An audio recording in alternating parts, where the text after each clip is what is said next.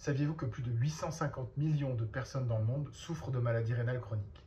En France, ça concerne près de 6 millions de personnes et la plupart ne le savent même pas puisque c'est une maladie silencieuse et pernicieuse. C'est énorme quand même, une personne sur 10 dans le monde est touchée par la maladie rénale chronique. En France, c'est pareil, c'est un adulte sur 10 à peu près. Sans le dépistage, la maladie rénale chronique évolue inexorablement vers des complications graves. Dans ces complications, on a évidemment l'évolution vers l'arrêt de la fonction des reins et donc la nécessité de dialyser ou d'être transplanté. La dialyse, ça concerne environ 50 000 personnes en France et la transplantation, c'est environ 3 500 greffes par an pour plus de 10 000 personnes sur la liste d'attente. On manque de donneurs et donc c'est très important d'augmenter le nombre de dons mais aussi de dépister la maladie rénale pour éviter d'arriver au stade de la dialyse et de la transplantation. Bien sûr, il n'y a pas que des complications rénales, puisque le rein est un organe qui dialogue beaucoup avec le reste de votre corps, et le fait d'avoir une maladie rénale chronique vous expose à un risque cardiovasculaire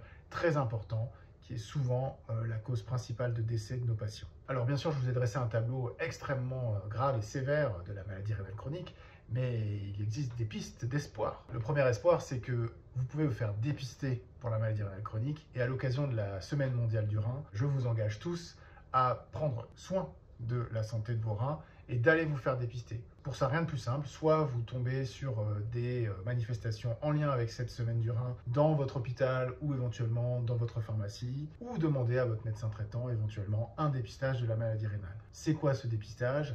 Eh bien, c'est la prise de la pression artérielle, une analyse d'urine simple via une bandelette urinaire et éventuellement un dosage sanguin du taux de créatinine qui est notre marqueur de la fonction rénale. Grâce à ça, on va pouvoir dépister d'éventuelles maladies rénales chroniques silencieuses et mieux les traiter et mieux vous prendre en charge via votre médecin traitant et multiples spécialistes dont le néphrologue. Aujourd'hui, on a un arsenal thérapeutique qui nous permet quand même de ralentir la progression de cette maladie et de sauver des vies. N'attendez pas, c'est la Semaine du rein, faites-vous dépister, prenez soin de vos reins. À bientôt.